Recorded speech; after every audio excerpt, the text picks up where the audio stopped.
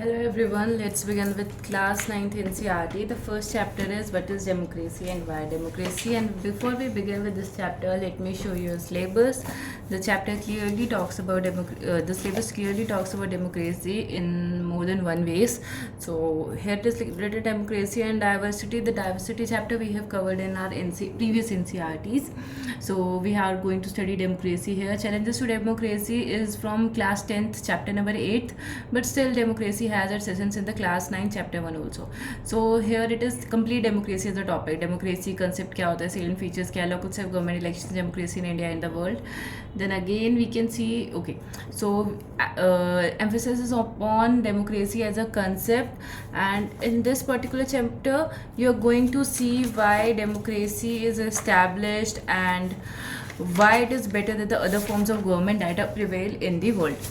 So before we begin, let me show you my own notes to get you know what is important. Okay, सबसे पहले यहाँ पे मैंने लिख रखा है कि डेमोक्रेसी की डेफिनेशन दी हुई है एक अब्राहम लिंकन ने. तो ये चीज़ हम पहले भी कवर कर चुके हैं. अब्राहम लिंकन की डेफिनेशन है. किसकी? अब्राहम लिंकन की. क्या डेफिनेशन है? इन्होंने कहा कि जो डेमोक्रेसी है वो क्या है? It is government of the people, government of, okay, government for and government by. इसका मतलब भी शायद हम पहले समझ चुके हैं, पर देख लेते हैं. गवर्नमेंट ऑफ पीपल मतलब लोगों ने खुद सरकार बनाई है, और जो सरकार बनी है वो लोगों के लिए बनी है, लोगों के द्वारा बनाई गई है बाय द इलेक्शन प्रोसेस. ठीक है. उसके बाद यहाँ पे मेरे नोट्स में दिया हुआ है, in which state of India people always ruled themselves. कौन सी ऐसी स्टेट है इंडिया की जिसमें लोगों ने खुद से हमेशा अपने आप को रूल किया? वो है मेघालय. Always ruled themselves. ये चीज़ें आपने अपने नोट्स बनाने हैं खुद से, तो आप उसमें ऐड कर लो, otherwise you will get my own notes. ठीक है. Third thing that I have written is democracy is taken from which word. देखो ये चीज़ें ना आपको पता होनी चाहिए. जैसे डेमोक्रेसी के बारे में यहाँ पे दिया हुआ है, और भी कोई और वर्ड आता है तो उसका भी आपको ध्यान रखना है. जैसे डेमोक्रेसी के बारे में यहाँ पे दिया हुआ, तो डेमोक्रेसी ग्रीक वर्ड से लिया गया है. ठीक है. कोई और वर्ड अगर आपको दिखता है वो लैटिन से लिया हुआ होगा, फ्रेंच से लिया हुआ होगा, तो कुछ वर्ड्स का आपको ध्यान रखना है. जनरली लैटिन और ग्रीक वर्ड होते हैं, तो डेमोक्रेसी हमारा ग्रीक वर्ड है, ये याद रखना है कि PY की वर्ड. ठीक है. आई गेस 2018 का था. तो डेमोक्रेसी ग्रीक वर्ड से लिया गया. ग्रीक वर्ड क्या था? ग्रीक वर्ड था डेमोक्रेटिया. डेमोक्रेटिया का मतलब क्या है? डेमो का मतलब होता है पीपल. डेमो का मतलब होता है पीपल. क्रेटिया का मतलब होता है रूल. तो डेमोक्रेसी का लिटरल मतलब क्या हो गया? पीपल प्लस रूल, लोगों का रूल. ठीक है. People plus rule. तो इस तरीके से आपको याद रखना है. यहाँ पे आप देख सकते हो democracy is taken from which word? Greek word demokratia. Demokratia का मतलब डेमो का मतलब पीपल, क्रेटिया का मतलब रूल. इतना हम पहले इस चैप्टर में देखेंगे, उसके बाद मैं आपको आगे का बताती हूँ. So democracy most prevalent form of government है इन द वर्ल्ड टुडे. मतलब कि क्या है कि डेमोक्रेसी सबसे ज़्यादा प्रिवेलेंट है. अलग अलग तरीके की गवर्नमेंट्स हो सकते हैं, या तो जैसे कि आपकी हो सकती है मोनार्की हो जाती है, ठीक है, डिक्टेटरशिप हो जाती है, बट सबसे ज़्यादा कंट्रीज़ में इस वक्त क्या है? डेमोक्रेसी है. और ये एक्सपैंड भी कर रही है. लाइटली नहीं लेना है किसी भी वर्ड को, समझना है. जो चीज़ों मैं आपको बता रही हूँ वो चीज़ें आपको याद रखनी है. एक्सपैंड कर रही है. ठीक है. मतलब अभी दूसरी कंट्रीज़ में डेमोक्रेसी का प्रचलन चल रहा है. This is important point. Then यहाँ पे मैंने आपको बताया अब्राहम लिंकन की डेफिनेशन जो है, democracy is government of the people, bye the people, for the people. Meghalaya में हमेशा लोग अपने आप से रूल करते थे. देन डेमोक्रेसी वर्ड कहाँ से लिया गया? ग्रीक वर्ड डेमोक्राटिया से लिया गया है. ग्रीक में डेमोस का मतलब होता है पीपल एंड क्राटिया का मतलब होता है रूल. इतना हम देख चुके हैं. अब देखो डेमोक्रेसी का इधर आपको पूरी स्टोरी दी हुई है. This is not to be remembered. अब डेमोक्रेसी की हम सिंपल डेफिनेशन देखते हैं.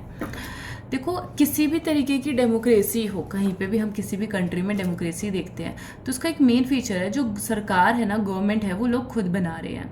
तो इससे हमें एक चीज़ पता चलती है, डेमोक्रेसी एक ऐसी सरकार होती है, डेमोक्रेसी एक ऐसी तरीके की गवर्नमेंट होती है जिसमें जो रूलर्स होते हैं, जो हमारे लिए लॉज बनाएंगे, कानून बनाएंगे, जो हमको रूल करेंगे, वो हम खुद इलेक्ट करते हैं, are elected by the people. अगर किसी को अभी भी कोई डाउट हो तो please feel free to ask me. मतलब मैं अपनी बेस्ट दे रही हूँ कि सिंपल लैंग्वेज में बताऊँ, but still if you have any doubt please feel free to ask.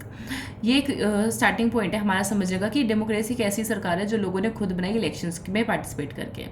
ठीक है. अब बाकी के जो फॉर्म ऑफ गवर्नमेंट होती है वो इसी बेसिस पे हम अलग कर सकते हैं. फॉर एग्जांपल म्यांमार है जो, ठीक है, म्यांमार का पहले नेम था बर्मा. ठीक है। अब आपको बताना है कि क्या इंडिया म्यांमार के साथ बाउंड्री शेयर करता है या नहीं करता। ओके, तो जो म्यांमार में जो आर्मी रूल कर रही है वो लोगों ने तो इलेक्ट नहीं करी, ठीक है। तो जो आर्मी रूल है म्यांमार का, डेट क्लियरली शोज कि म्यांमार एक डेमोक्रेटिक कंट्री नहीं है, क्योंकि जो वहाँ पे रूलर्स आए हैं बनकर वो लोगों ने इलेक्ट नहीं करे हैं, ठीक है। इसी तरीके से people had no say in the decision of electing Pinochet are not elected by the people। Chile country में, चिली नेशन में जो डिक्टेटर है, तानाशाह है, उसका नाम है पिनोशे, ठीक है। ये भी लोगों ने नहीं इलेक्ट किया, ये खुद से बना। तो ये दोनों एग्जांपल्स, म्यांमार का आर्मी रूल और पिनोशे का डिक्टेटरशिप वाला रूल, इससे क्या पता चलता है दोनों जगह क्या है, डेमोक्रेटिक कंट्रीज नहीं है। दिसली इन मोनार्कीज क्या होता है कि जो राजा है उसके बाद उसका सन आ जाता है, उसके बाद उसका सन आ जाता है। तो इससे क्या होता है कि एक फैमिली रूल चलता रहता है, लोगों के पास राइट ही नहीं होता कि वो खुद से अपना लीडर चूज कर सके। तो हमें क्या पता चला, आर्मी रूल है या डिक्टेटरशिप है या मोनार्की है, तीनों में लोग अपना डिसीजन नहीं ले रहे हैं, लोग इलेक्शन या किसी और तरीके से पार्टिसिपेट करके अपना रूलर नहीं चुन रहे हैं। तो इस तरीके से डेमोक्रेसी अलग हो जाती है बाकी सबसे। The kings of Saudi Arabia rule not because the people have chosen them to do so, but because they happen to be born into this royal family. Saudi Arabia का एग्जांपल दे रखा है, सऊदी अरेबिया में monarchy है। तो यहाँ पे क्या होता है, जो राजा होता है वो लोग नहीं इलेक्ट करते, वो एक रॉयल फैमिली से बिलोंग करता है, इसलिए उसको चूज किया जाता है, ठीक है। अब हमें एक मेन फीचर पता चल गया कि डेमोक्रेसी बाकी सबसे कैसे अलग है। 2018 से पहले 2018 वाले पेपर में ना आपके ऐसे क्वेश्चंस आते थे पिक्चर्स वाले। सो मैं आपको एक बार पिक्चर समझा रही हूँ। 2023 में भी नहीं आया, 2025 में भी आई गेस ऐसे क्वेश्चंस आए नहीं हैं, बट स्टिल आप एक बार देख लो। ये जो कार्टून है ना, ये इलेक्शंस दिखा रहा है इराक के। किसके इलेक्शंस दिखा रहा है? इराक के इलेक्शंस दिखा रखा है कि इराक में जो इलेक्शंस हुए थे उसमें यूएस का और बाकी फॉरेन पावर्स का बहुत ज़्यादा इंटरफेरेंस था। तब भी ये जो एम फॉर मैकडोनल्ड्स इतना बड़ा बड़ा दिखाया हुआ है ना, ये यही दिखा रहा है कि यूएस का इंटरफेरेंस था और बाकी सब नेशंस का भी इंटरफेरेंस था। अगर पूछ लिया जाए कि ये इमेज किसको डिपिक्ट करती है, तो इराक के इलेक्शंस को डिपिक्ट करती है। Then features of democracy. देखो, democracy is a form of government in which the rulers are elected by the people. Democracy एक ऐसी तरीके की गवर्नमेंट होती है जिसमें जो रूलर्स है हम लोग खुद इलेक्शंस के थ्रू पार्टिसिपेट करके चूज करते हैं। Hope so it is clear. अब इसके बाद आपको पाकिस्तान के बारे में बताया हुआ है कुछ, ठीक है। समझते चलते हैं, लिखते चलते हैं, अपने नोट्स बनाते चलना, otherwise you will get my notes and see to how to prepare. Now let's see. In Pakistan में जनरल परवेज मुशर्रफ, पाकिस्तान की बात हो रही है, ठीक है। पाकिस्तान में किसकी बात हो रही है? जनरल, मिलिट्री पोस्ट है, नाम क्या है जनरल का? परवेज मुशर्रफ। इसने क्या किया? इसने एक मिलिट्री कूप रन किया। क्या रन किया? मिलिट्री कूप रन किया, ठीक है। इसने एक मिलिट्री कूप किया, बगावत करी। कब करी? अक्टूबर 1999 में, ठीक है। और वहाँ पे जो सरकार थी, गवर्नमेंट थी, जो डेमोक्रेटिक गवर्नमेंट थी, उसको हटा दिया, ठीक है। डेमोक्रेटिक गवर्नमेंट को हटा दिया और खुद को क्या बना लिया? परवेज मुशर्रफ ने खुद को बना लिया chief executive of the country, की कंट्री के सारे डिसीजंस मैं लूँगा, ठीक है। इस पोस्ट को, चीफ एग्जीक्यूटिव को चेंज कर दिया 2002 में और नाम दे दिया कि अब तो मैं कंट्री का प्रेसिडेंट हूँ, ठीक है। और इसके बाद इसने क्या किया? 2002 में इसने ना रेफरेंडम किया। रेफरेंडम होता है लोगों से पूछना, ठीक है, कि क्या करना चाहिए। रेफरेंडम किया और इस रेफरेंडम के थ्रू इसको 5 साल का एक्सटेंशन मिल गया, 5 ईयर का एक्सटेंशन मिल गया। ये रेफरेंडम के थ्रू क्या दिखाना चाहता था? कि लोगों ने मुझको इलेक्ट किया रखा है, ठीक है। जो पाकिस्तान की मीडिया थी, ह्यूमन राइट ऑर्गेनाइजेशन थे, डेमोक्रेसी एक्टिविटीज थे, ये सब ने इन्होंने क्या कहा कि ये जो रेफरेंडम हुआ है ना, ये फ्रॉड के तरीके से हुआ, ये सही नहीं है, ठीक है। अगस्त 2002 में इसने एक लीगल फ्रेमवर्क ऑर्डर इशू किया। अगस्त 2002 में क्या इशू किया है इसने? Legal framework order. अगस्त 2002 में इसने इशू किया लीगल फ्रेमवर्क ऑर्डर, ठीक है। इस लीगल फ्रेमवर्क ऑर्डर को इशू करने से क्या हुआ? इसने कॉन्स्टिट्यूशन को ही अमेंड कर दिया। इसने पाकिस्तान के कॉन्स्टिट्यूशन को अमेंड कर दिया। इस लीगल फ्रेमवर्क ऑर्डर से इसने पाकिस्तान के कॉन्स्टिट्यूशन को अमेंड कर दिया, ठीक है। अकॉर्डिंग टू दिस ऑर्डर, इस ऑर्डर के अकॉर्डिंग क्या हुआ? जो प्रेसिडेंट था, प्रेसिडेंट कौन था? जनरल परवेज मुशर्रफ। ये डिसमिस कर सकता था नेशनल और प्रोविंशियल असेंबलीज को। जो वर्क था सिविलियन कैबिनेट का, वो कौन सुपरवाइज करेगा? National security council. और इस नेशनल सिक्योरिटी काउंसिल में कौन लोग थे? मिलिट्री ऑफिसर्स थे और जनरल परवेज मुशर्रफ इसको भी लीड कर रहा था। इस कानून को पास होने के बाद इलेक्शंस हुए। कहाँ पे, नेशनल और प्रोविंशियल असेंबलीज में। सो पाकिस्तान में इलेक्शंस तो हुए हैं, इलेक्टेड रिप्रेजेंटेटिव्स को कुछ पावर भी मिली, बट जो फाइनल पावर थी वो किसके पास थी, मिलिट्री ऑफिसर्स के पास और जनरल परवेज मुशर्रफ के पास। इससे हमें क्या पता चलता है कि ये डेमोक्रेसी का तो एग्जाम्पल नहीं है, क्योंकि सब कुछ उसने अपने तरीके से किया, उसने डेमोक्रेटिकली सब कुछ मतलब फ्रीली नहीं किया गया, ठीक है। लोगों के पास नाम मात्र की पावर थी, पीपल ने इलेक्ट तो किए अपने रिप्रेजेंटेटिव्स नेशनल और प्रोविंशियल असेंबलीज में, पर जो इलेक्ट करे गए लोग थे ना, but not the rulers, they can not take the final decision. जो इलेक्ट करे गए लोग, उनके पास फाइनल डिसीजन मेकिंग पावर नहीं थी, क्योंकि जो power to take final decision थी वो किसके पास थी, आर्मी ऑफिसर्स और जनरल परवेज मुशर्रफ के पास थे।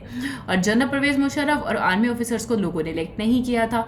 तो ये किसका एग्जाम्पल हुआ, डिक्टेटरशिप का एग्जाम्पल हुआ। और ऐसा ही हमारी मोनार्कीज में होता है, जो लोग इलेक्ट, क्योंकि ये इलेक्ट होकर नहीं आते और फिर भी इनके पास पावर होती है। They formally have an elected parliament and government, but the real power is with those who were not elected. तो पाकिस्तान के इस एग्जाम्पल से हमें क्या पता चलता है, हालांकि इलेक्शंस हुए और लीडर्स चुनकर आए, बट जो फाइनल पावर थी वो किसके हाथ में थी, आर्मी ऑफिसर्स के हाथ में और परवेज मुशर्रफ के हाथ में, जो लोगों ने इलेक्ट नहीं किया था। In a few countries, the real power was with some external powers and not with locally elected representative. This cannot be called people's rule. इसको हम people's rule नहीं कह सकते। तो हमें इससे पता चला डेमोक्रेसी का एक फीचर, क्या फीचर है डेमोक्रेसी का, कि जो फाइनल डिसीजन मेकिंग पावर है वो किसके पास होनी चाहिए, इलेक्टेड पीपल के पास। किसके पास फाइनल डिसीजन मेकिंग पावर होनी चाहिए, पीपल के पास। This point should be in your notes. अगर किसी को यहाँ पे कोई कन्फ्यूजन हो कि डेमोक्रेसी का ये क्यों फीचर है तो आप पूछ लेना। अब यहाँ पे हम देखते हैं 2 इमेजेस हैं। देखो, एक सीरिया छोटी सी कंट्री है, वेस्ट एशियन कंट्री है। यहाँ पे जो भी पर्सन रूलिंग बाथ पार्टी का था, बाथ पार्टी है यहाँ पे, ठीक है, वो ही या तो वो या फिर से जो उसके एलाइज हैं, जो उसके पार्टनर्स हैं, वो ही अलाउड था, ठीक है, रूल करने के लिए। Syria is a small West Asian country. The ruling Baath party and some of its small allies are the only parties allowed in that countries. Syria में सिर्फ बाथ पार्टी या उसके जो पार्टनर्स हैं वही अलाउड होंगे। तो यहाँ पे पूछ लिया जा सकता है सीरिया में क्या है, आपको बाथ पार्टी का मेंबर होना जरूरी है। उसके बाद ये वाली इमेज आपका PYQ है। ये क्या है, क्वेश्चन आया हुआ था, ये कौन सी कंट्री को डिपेक्ट करता है, तो ये लैटिन अमेरिका के कंटेक्स्ट में है, ठीक है। ये किसके कंटेक्स्ट में है, लैटिन अमेरिका के। This cartoon was drawn in the context of Latin America. So ये सिचुएशन पाकिस्तान के लिए भी अप्लाई होती है, बट अगर क्वेश्चन है किसके कंटेक्स्ट में था, तो लैटिन अमेरिका के कंटेक्स्ट में था। इतना हमने जितना पढ़ा है पाकिस्तान के बारे में हम रिवाइज करते हैं। देखो, हमने एक तो देखा पिनोशे कहाँ का डिक्टेटर था, चिले का। सबसे पहले हमने देखा मिलिट्री कूप रन किया किसने, अक्टूबर 1999 में जनरल परवेज मुशर्रफ ने रन किया, ओके। उसके बाद कौन से ईयर में परवेज मुशर्रफ ने मिलिट्री कूप रन किया था, अक्टूबर 1999 में किया। परवेज मुशर्रफ जब पावर में आया तो इसने अपने आप को चीफ एग्जीक्यूटिव डिक्लेयर कर दिया। लेटर इसने अपने आप को प्रेसिडेंट डिक्लेयर किया। रेफरेंडम कब रन किया, 2002 में। कितने साल का एक्सटेंशन मिला इसको रेफरेंडम से, 5 साल का एक्सटेंशन मिला। कब इसने लीगल फ्रेमवर्क ऑर्डर इशू किया, अगस्त 2002 में इसने लीगल फ्रेमवर्क ऑर्डर इशू करा। नेशनल सिक्योरिटी काउंसिल पाकिस्तान की किन से भरी हुई थी, मिलिट्री ऑफिसर्स से भरी हुई थी, ठीक है, और यही सारे डिसीजंस लेते थे। I hope all of this is clear till now, ठीक है। पाकिस्तान के बारे में हमने इतना जाना है and I hope it is all clear. इसके बाद हम देखते हैं free and fair electoral competition. जैसे अभी हमने पाकिस्तान के बारे में देखा है, अभी हम देखेंगे चाइना के बारे में एंड देन हम देखेंगे मैक्सिको के बारे में। सो लेट्स सी, चाइना में ना इलेक्शन जो है वो रेगुलरली होते हैं। कितने साल बाद होते हैं, 5 साल बाद होते हैं। हमारे यहाँ पे भी 5 साल बाद होते हैं, ठीक है। For electing the countries parliament, country के पार्लियामेंट को चुनने के लिए। कंट्री की पार्लियामेंट का नाम क्या है, क्वानगो रैनबिन डाइबो दा हुई, ठीक है। डायरेक्ट क्वेश्चन पूछा जा सकता है कि ये किसका नाम है, कंफ्यूज नहीं होना है, ये चाइना की पार्लियामेंट का नाम है। दे देंगे और पूछ लेंगे कि क्या है ये, तो आपको पता होना चाहिए चाइना की पार्लियामेंट का नाम है क्वानगो रैनबिन डाइबो दा हुई। तो ये क्या है, बेसिकली नेशनल पीपल्स कांग्रेस है, मतलब कि चाइना की पार्लियामेंट है। The national people's congress has the power to appoint the president. ये जो चाइना की पार्लियामेंट है नेशनल पीपल कांग्रेस, ये अपॉइंट करती है प्रेसिडेंट को। इसमें नियरली 3000 पीपल हैं जो पूरे चाइना से चुनकर आते हैं। कुछ जो मेंबर्स हैं वो कौन इलेक्ट करता है, आर्मी इलेक्ट करती है। बट कंटेस्ट करने से पहले इलेक्शंस को a candidate needs the approval of the Chinese communist party. देखो, हो तो इलेक्शंस रहे हैं, किस में जाने के लिए, नेशनल पीपल कांग्रेस में जाने के लिए, पार्लियामेंट में जाने के लिए हो तो इलेक्शंस रहे हैं, पर इलेक्शन से पहले एक कंडीशन है कि तुम्हें चाइनीज कम्युनिस्ट पार्टी का ना अप्रूवल चाहिए. Only those who are members of the Chinese Communist Party or 8 smaller parties allied to it were allowed to contest elections in 2002 and 3. 2002-3 के इलेक्शंस में सिर्फ चाइना की जो कम्युनिस्ट पार्टी है या इससे जुड़ी हुई जो 8 छोटी पार्टी थी उनको ही अलाउड था कि आप कंटेस्ट कर सकते हो इलेक्शंस को.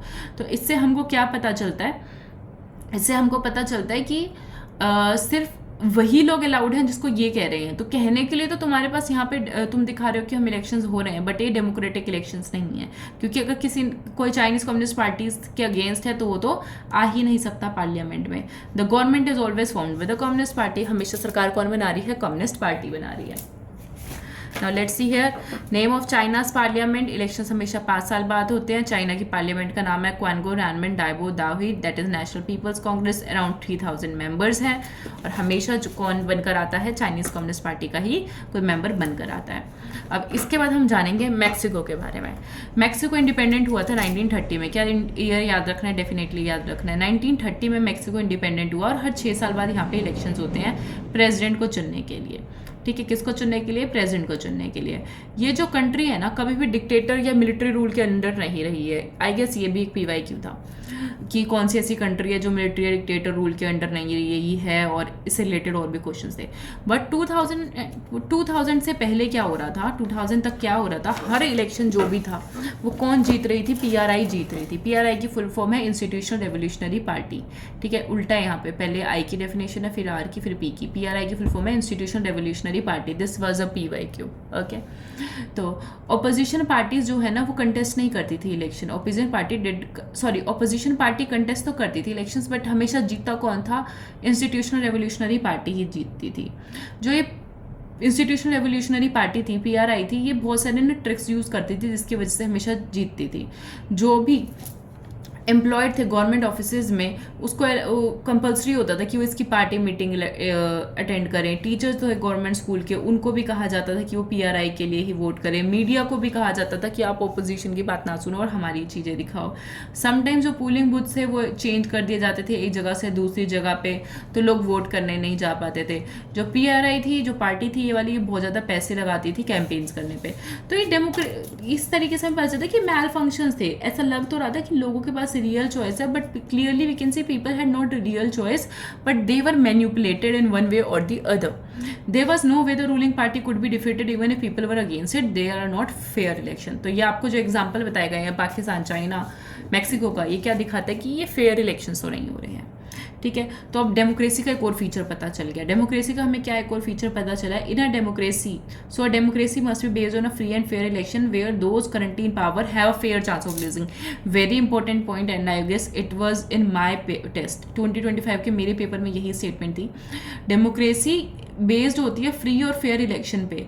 जो पावर में है उनके पास हारने का चांस होना चाहिए. ये नहीं है कि जो आज रूलिंग पार्टी है वही जीत कर आएगी हमेशा.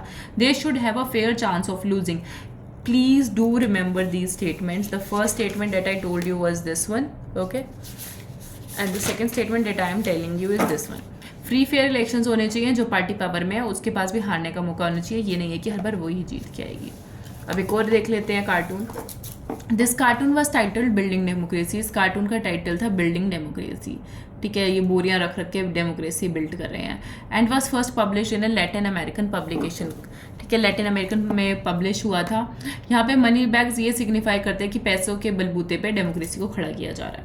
ठीक है, इसके बाद डेमोक्रेसी का एक मेन फीचर होता है 1 पर्सन 1 वोट 1 वैल्यू. ठीक है, हमारी कंट्री में हर इंसान का, एक पर्सन का एक ही वोट है, उसकी एक ही वैल्यू है. ये नहीं है कि जो अमीर लोग हैं उनके पास वोट एक है पर उसकी वैल्यू ज़्यादा है, ऐसा कुछ नहीं है. ओके, आगे देखते हैं. अंटिल 2015 तक क्या हो रहा था कि सऊदी अरेबिया में वुमेन के पास वोट करने का अधिकार नहीं था.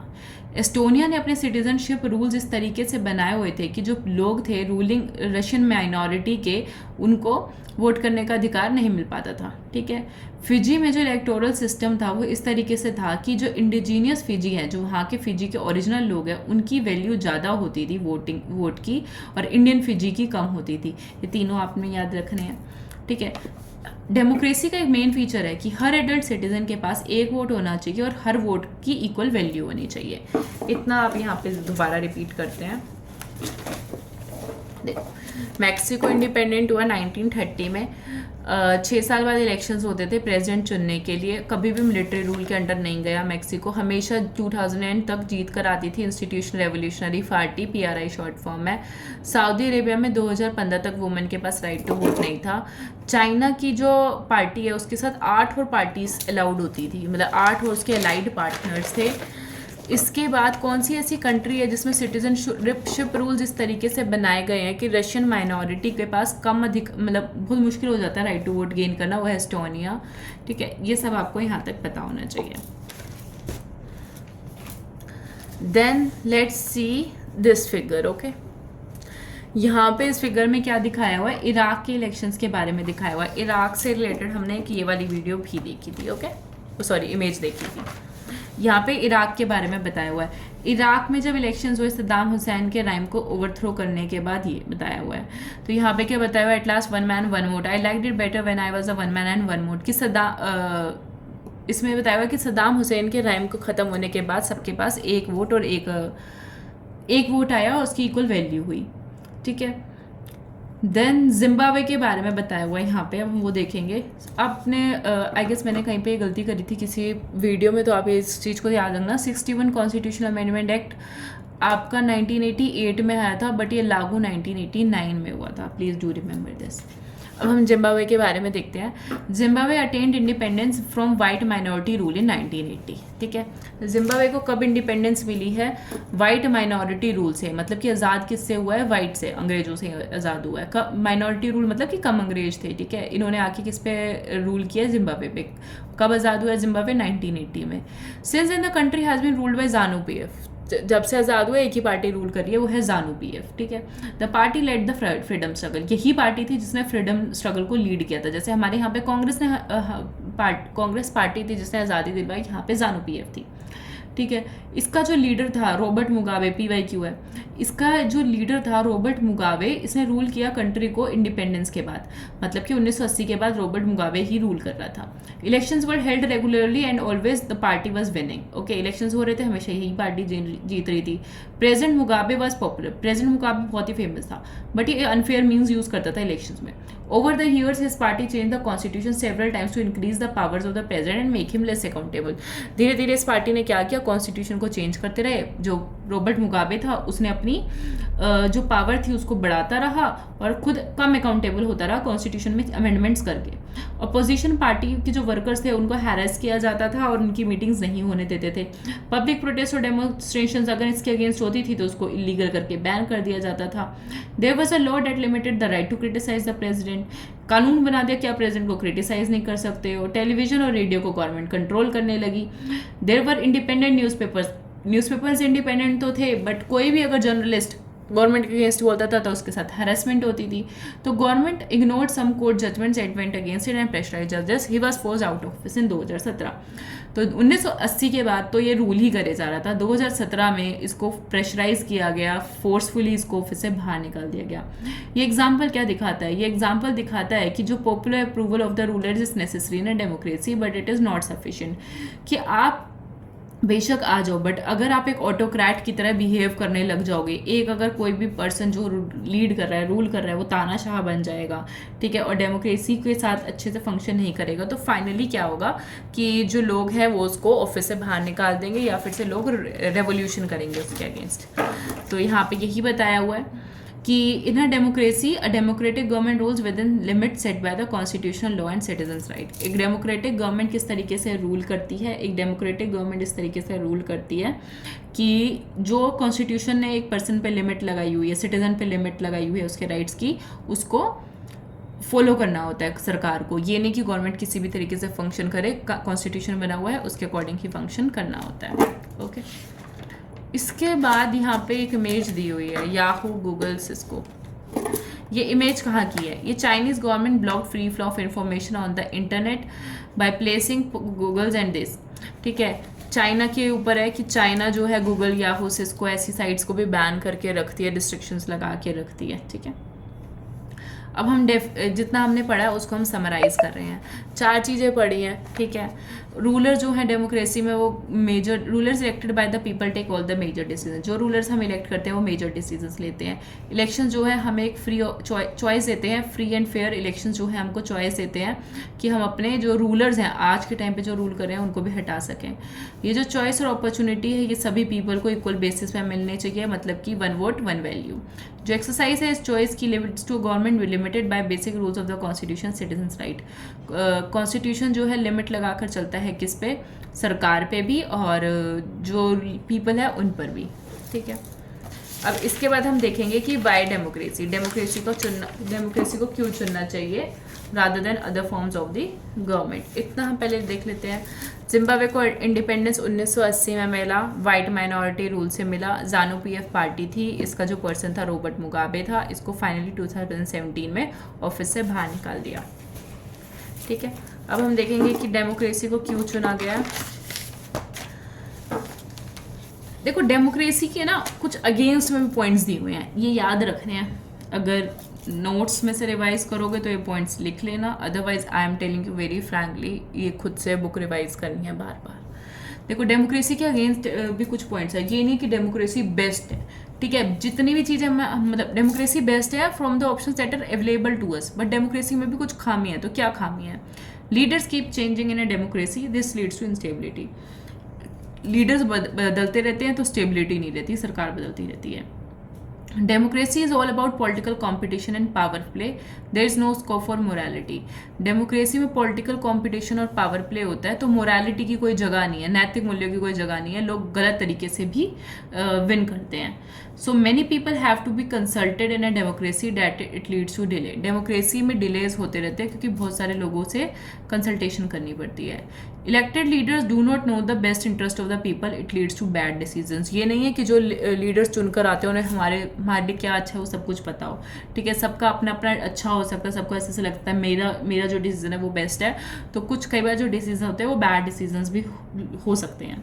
डेमोक्रेसी लीड्स टू कॉम्पिटिशन, क्योंकि यहाँ पे इलेक्टोरल कॉम्पिटिशन होता है तो पैसे खिलाकर भी इलेक्शन जीते जाते हैं। Ordinary people don't know what is good for them, they should not decide anything. तो ऑर्डनरी पीपल को तो जो आम जनता होती है ऐसा माना जाता है उसको तो पता ही नहीं कि उनके लिए क्या अच्छा है, तो उनको कुछ भी डिसाइड करना ही नहीं चाहिए, उनको इलेक्शन में पार्टिसिपेट नहीं करना चाहिए। ये डेमोक्रेसी के अगेंस्ट कुछ लोगों ने पॉइंट्स दिए हुए हैं। तो ये हमें पता चल गया कि डेमोक्रेसी को ऐसा मैजिकल सॉल्यूशन नहीं है हमारी सारी प्रॉब्लम्स को एंड करने का। फॉर एग्जांपल जैसे पॉवर्टी है, क्या वो खत्म होगी? हमारी कंट्री में डेमोक्रेसी है बट फिर भी गरीबी है।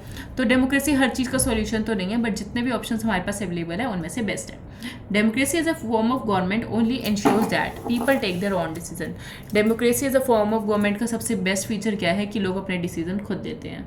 This does not guarantee that the decision will be good, but इसका मतलब ये नहीं है कि डिसीजन जो है वो सही ही होंगे। इंसान है, गलती हो सकती है, ठीक है, डिले भी हो सकते हैं डिसीजन मेकिंग में, बट हाँ जितने भी हमारे पास ऑप्शंस अवेलेबल है उनमें डेमोक्रेसी बेस्ट है।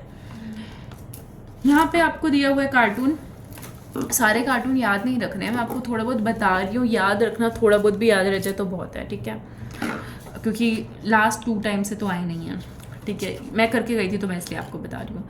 ये कार्टून जो है वो ब्राज़ील का है। ब्राज़ील एक ऐसी कंट्री है जिसने डिक्टेटरशिप फेस करी, ठीक है। इसका जो टाइटल है इसका जो टाइटल था वो क्या है? The hidden side of dictatorship. क्या है इसका टाइटल इस इमेज का? Hidden side of dictatorship. ये क्या दिखाता है कि डिक्टेटरशिप का क्या वो हो सकते हैं, आउटकम्स हो सकते हैं। तो यहाँ पे कुछ डिक्टेटर्स के नाम दिए हुए हैं कि पिनोशे जो है डिक्टेटर था चिले का, ज़ारोलिस्की पोलैंड का, सानिया बाचा नाइजीरिया का, फ्रैंडिनेंड मार्कोस फिलीपींस का, that I have written in my notes too. Jaruzelski Poland का, सानिया बाचा नाइजीरिया का, Ferdinand Marcos was the dictator of Philippines, okay. China में फेमाइन आई, कब आई? 1958-1961 में, ठीक है। ये सबसे फेमाइन ऐसी थी कि सबसे बड़ी फेमाइन मानी जाती है आज तक की। अराउंड 3 करोड़ पीपल की डेथ हो गई। अब उसी टाइम पे इंडिया में भी फेमाइन आई, ठीक है, पर इंडिया की इकोनॉमिक कंडीशन देखो चाइना से बहुत अच्छी नहीं थी, पर फिर भी इंडिया में कम लोग मरे और चाइना में ज़्यादा लोग मरे। ये PY क्यों है? मैं आपको पूरी स्टोरी का एसेंस बता रही हूँ कि हुआ क्या था। देखो चाइना में भी आई, इंडिया में भी आई, कुछ नहीं था, बहुत ईजी क्वेश्चन था। एक बार आप समझ लोगे ना तो ऐसी चीज़ें खुद से सॉल्व करने लग जाओगे। चाइना में भी ये भी आई, इंडिया में भी आई। इंडिया में भी फेमाइन थी, वहाँ पे भी थी। डेमोक्रेसी थी यहाँ पे आपकी डिक्टेटरशिप थी, आई गेस डिक्टेटरशिप थी, ठीक है। तो यहाँ पे मतलब कि डेमोक्रेसी नहीं थी, तो लोगों ने इंडिया में ना कम लोग मरे, लेस डेथ हुई, इकोनॉमिक कंडीशन दोनों की बराबर थी, फिर यहाँ पे मोर डेथ हुई। इसका एक मेन रीज़न इकोनॉमिस्ट ने, सोशलॉजिस्ट ने क्या दिया है कि गवर्नमेंट की पॉलिसीज़ अलग अलग थी। क्योंकि इंडिया में डेमोक्रेसी थी तो सरकार को मानना पड़ा कि उनको लोगों की नीड फुलफिल करनी पड़े, because government was accountable to the people of the country. China में वेयरएज क्या थी, कम्युनिस्ट पार्टी थी, और चाइना में मीडिया को तो अलाउड ही नहीं था कि वो अगेंस्ट में बोल सके।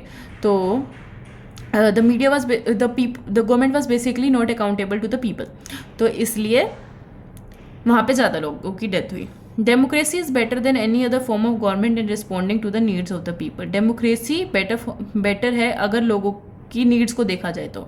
जो डेमोक्रेसी में सरकार होती है ना, वो अपने लोगों की नीड्स को फुलफिल करती है, अपने लोगों की प्रॉब्लम्स को सॉल्व करने की कोशिश करती है। तो यहाँ पे बताया हुआ है डेमोक्रेसी का एक पॉजिटिव पॉइंट, एक democratic government is a better government because it is more accountable form of government. Accountable होती है, ये चीज़ हम क्लास 8 में भी देख चुके हैं। डेमोक्रेटिक गवर्नमेंट बाकी सारी गवर्नमेंट्स से ज़्यादा अकाउंटेबल होती है।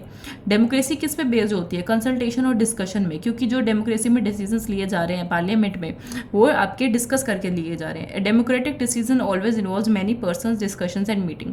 जो भी एक डेमोक्रेटिक डिसीजंस होते हैं, इसमें क्या होते हैं, बहुत सारे लोग, डिस्कशंस और मीटिंग होते हैं, उसके बाद ही कोई नतीजा लिया जाता है, ठीक है। दस democracy improves the quality of decision making. जब दो लोग एक दूसरे के साथ विचार करके कोई डिसीजन ले रहे हैं, तो ऐसा माना जाता है कि जो डिसीजन की क्वालिटी है, जो डिसीजन लिया जाएगा वो ठीक ही लिया जाएगा, क्योंकि उसमें एक से ज़्यादा लोगों के विचारधारा इन्वॉल्व करी गई है। Okay, so the third argument, democracy का एक और फायदा भी है, क्या है, democracy provides a method to deal with differences and conflict. देखो कोई भी सोसाइटी है, उसमें कन्फ्लिक्ट तो होंगे ही, ठीक है, डिफरेंसेस तो होंगे, कन्फ्लिक्ट्स तो होंगे लोगों के बीच में। और हमारी कंट्री में देखें तो रिलीजन, लैंग्वेज और कास्ट के बेसिस पे काफ़ी ज़्यादा डिफरेंसेस हैं, पर ये जो कन्फ्लिक्ट है ना, ये रिजॉल्व किया जा सकता है। जो डिफरेंट ग्रुप्स हैं ना, वो आपस में एक साथ रह सकते हैं, बिकॉज डेमोक्रेसी एक ऐसा पीसफुल सोल्यूशन प्रोवाइड करती है। In democracy no one is a permanent winner, no one is a permanent loser. Different group जो लिव करते हैं वो एक साथ शांति से रह सकते हैं, क्योंकि उनको पता है कि उनके जो लीडर्स हैं वो खुद चुनकर आए हैं, और अगर वो खुश नहीं है तो उसको हटा भी सकते हैं। और वैसे भी इलेक्शंस में जब हम पार्टिसिपेट करते हैं तो हम सब मिलकर ही पार्टिसिपेट करते हैं। मेजॉरिटी जो लोग होते हैं, जो जिसको चुना जाता है, हम सब मिलकर उनको चुनते हैं। तो ये जो आर्ग्यूमेंट्स हमको बताती है कि डेमोक्रेसी जो है ना, वो बेटर फॉर्म ऑफ गवर्नमेंट है। Democracy enhances the dignity of the citizen. Democracy जो डिग्निटी है सिटीजन्स की, उसको एनहेंस करती है, इम्प्रूव करती है। As we discussed above, democracy is based on the principle of political equality. Democracy में पॉलिटिकल इक्वालिटी होती है, क्योंकि सबके पास एक वोट होता है, समान अधिकार होता है, ठीक है। चाहे वो कोई गरीब है, चाहे लीस्ट एजुकेटेड है, कुछ भी है, रिच है, पुअर है, कोई फर्क नहीं पड़ता, सबके पास एक ही तरीके का वोट होता है। Finally, democracy is better than other form of governments because it allows us to correct its own mistake. Democracy better है बाकी फॉर्म ऑफ गवर्नमेंट से, क्योंकि ये अपने ही डिसीजंस को ठीक करने का एक मौका देती है। किस तरीके से ठीक करने का एक मौका देती है? By participating in elections, by having regular elections. अगर किसी ने गलत इंसान हमने इलेक्ट कर भी दिया, तो हम उसको इलेक्शंस के थ्रू अकाउंटेबल ठहरा सकते हैं, ठीक है। और वैसे भी हम क्या कर सकते हैं, डिस्कशन डिबेट कर सकते हैं, गवर्नमेंट को अकाउंटेबल ठहरा सकते हैं। देन कार्टून है, कनाडा से रिलेटेड है, 2004 के कनाडा के इलेक्शन से रिलेटेड है। सबको ऐसा लग रहा था कि लिबरल पार्टी ही जीतेगी, बट लिबरल पार्टी इलेक्शंस हार जाती है, तो यही चीज़ बताई हुई है, ठीक है। ये कार्टून है, ये किसने बनाया? आर.के. लक्ष्मण ने बनाया था, जब इंडिया का 50th इंडिपेंडेंस डे था, ठीक है। तो यही सब कुछ समअप किया हुआ अब तक हमने जितना भी पढ़ा है डेमोक्रेसी के बारे में, जैसे कि majority is allowed to take decisions on behalf of all the people, even the majority does not rule directly. जो मेजॉरिटी रूल भी होता है डेमोक्रेसी में, सब कुछ यही बताया हुआ जितना भी अब तक हमने पढ़ा। This is not that important, क्योंकि हमें डिटेल में इसको देख लिया। Then see this, a democratic decision involves consultation with and consent of all those who are affected by decision। देखो आपको पता है, जब बिल पास होता है ना, जब कोई कानून बनता है ना, और ऐसा लगता है कि वो आम जनता के लिए बहुत इंपॉर्टेंट है, तो जो भी कमेटी के पास वो होता है, वो उसको पब्लिक व्यू के लिए रख देती है। मतलब कि हम लोगों की, आम जनता के विचारधारा जानने के लिए सरकार रखती है, अगर ज़रूरत पड़ती है तो यही बताया हुआ है कि अगर कोई ऐसा डिसीजन है जिससे हम आम जनता इफेक्ट हो रही है, तो गवर्नमेंट हमसे डिसीजंस पूछती है, हमारे विचार पूछती है। Those who are not powerful have the same say in taking the decision है दोज हु आर पावरफुल। इसमें हम सबके समान अधिकार है अपने विचार रखने का। This can apply to a government और ए फैमिली और any other organisation. Thus democracy is also principle that can be apply to any sphere of life. देखो डेमोक्रेसी का मतलब ये नहीं है, अगर कोई पूछ लेना क्या डेमोक्रेसी का मतलब सिर्फ सरकार बनाना है, नहीं। डेमोक्रेसी का मतलब होता है एक way of living. Democracy is not just about government, it is way of living. ठीक है, अब फॉर एग्जाम्पल मैं कोई भी डिसीजन ले रही हूँ आपको पढ़ाने से रिलेटेड, तो I am asking you people, ठीक है, I am asking you people, I am taking your opinions and framing things accordingly. तो यहाँ पे भी हम देख रहे हैं डेमोक्रेटिक रूल हो रहा है। ठीक है, क्या आप सबसे डिसीजंस भी पूछे जा रहे हैं, आप सबको उसमें इन्वॉल्व किया जा रहा है। तो ये तरह democracy can be apply to any sphere of life, ये इस तरीके का फीचर होता है। यहाँ पे एक इंपॉर्टेंट पॉइंट है कि इंडिया में डायरेक्ट डेमोक्रेसी का एग्जाम्पल ग्राम सभा जी हमने पहले कवर कर लिया। ओके, देन कोई भी कंट्री एक परफेक्ट डेमोक्रेसी नहीं हो सकती, किसी में कुछ लूप होल होएगा, किसी में कुछ लूप होल होएगा। जैसे हमारे इंडिया का एग्जांपल ले लो, हम सबको पता है इलेक्शंस में करप्शन होती है, still we are a democratic country. जो मोस्ट नॉन डेमोक्रेटिक गवर्नमेंट्स हैं would like citizens not to take part in politics. जो नॉन डेमोक्रेटिक गवर्नमेंट्स होती है ना, जो सरकार डेमोक्रेटिक नहीं होती, फॉर एग्जांपल मोनार्की, तो इनमें क्या होता है वो चाहते ही नहीं कि सिटीजन्स पार्टिसिपेट करें। पर डेमोक्रेसी में क्या होता है, एक्टिव पॉलिटिकल पार्टिसिपेशन होता है, तभी ही डेमोक्रेसी फंक्शन करती है और सिटीजन्स के ओपिनियंस को सुनती है। Question, which of these is not a good argument in favour of democracy, why? इनमें से कौन सा आर्ग्यूमेंट फेवर में नहीं है डेमोक्रेसी के? ठीक है, मतलब कि कौन सा अगेंस्ट में है, ये पूछा हुआ है। पहला है people free feel and equal in democracy, true, सही बात है, हम सब इक्वल होते हैं। डेमोक्रेसी रिजॉल्व करता है कन्फ्लिक्ट को बेटर वे में than the others, true. Democratic government is more accountable to the people, true. Democracies are more prosperous than others, democracy ज़्यादा प्रोस्पेरस होती हैं, ज़्यादा अमीर होती हैं बाकी टाइप ऑफ गवर्नमेंट से, रॉन्ग। हमारी कंट्री डेमोक्रेटिक है, हमारी कंट्री में पॉवर्टी है, इसी से आप बात समझ सकते हो।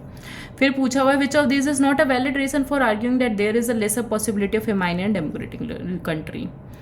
ठीक है, इसमें कुछ भी नहीं था, बहुत इजी क्वेश्चन है, इसका आंसर डी है, देख लेना आप खुद से। That's all. चलो एक बार आपको बता ही देती हूँ, बिकॉज इस बार पेपर ऐसे ही आया था। कौन सा वैलिड रीजन नहीं है कि less possible for man democracy? Opposition parties can draw attention to hunger and starvation, feel free press can report suffering from famine. यहाँ पे हंगर की बात हो रही है, यहाँ पे फेमाइन की बात होती है। गवर्नमेंट को पता है कि वो नेक्स्ट इलेक्शंस में हार जाएगी अगर वो ध्यान नहीं देगी। उसके बाद बताया हुआ कि रिलीजन पे ध्यान दो, रिलीजन का कोई मतलब नहीं है फेमाइन से, तो इसलिए ये आंसर गलत था, like D is the right answer. Then the question is 40 village हैं एक डिस्ट्रिक्ट में और गवर्नमेंट ने ना डिसीजन लेना है, गवर्नमेंट ने ना अब तक कोई भी पानी की सुविधा नहीं कर रखी। तो ये 40 के विलेजर्स के जो लोग हैं ना, ये मिलते हैं और कहते हैं कि कैसे हम गवर्नमेंट को फोर्स करें कि गवर्नमेंट उनकी बात मान ले। तो पहला ये 4 केसेस बताए और पूछो इनमें से कौन सा डेमोक्रेटिक मेथड नहीं है। पहला है कि हम ना कोर्ट में जाएं और बोलें कि हमारा जो पानी का अधिकार है ना, ये राइट टू लाइफ है, ठीक है, तो हमें सरकार को हमें पानी देना चाहिए। दूसरा है कि नेक्स्ट इलेक्शन में हम पार्टिसिपेट भी ना करें और सारी पार्टीज को एक मैसेज चला जाएगा कि देख लो कि हम तुम्हारे डिसीजन से खुश नहीं थे, हमारे यहाँ पे पानी नहीं था। Third, organising public meetings against government policies, organise करें, पब्लिक मीटिंग्स करें और गवर्नमेंट को ये बात बताएं कि तुम्हारी वजह से हमारे पास पानी नहीं आ रहा है। Fourth, paying money to government officials to get water, corruption करें। तो करप्शन करना डेमोक्रेटिक मेथड नहीं है, तो D is the right answer. Do solve all the questions that you have in your booklet, ठीक है, डू सॉल्व दीज क्वेश्चंस, क्योंकि इस बार का पेपर कुछ इसी तरीके से था। सो ऐसे क्वेश्चंस आप खुद से सॉल्व करो। I have helped you here, maybe I am not going to help you in the other chapters so that you solve the questions and get to know how to solve. We have to perform this question in the paper. So that was all in this chapter. The chapter is tricky, you do have facts over here, you do need to understand certain things and understand some facts and the information given. If you have any doubt, please feel free to ask it. That's it.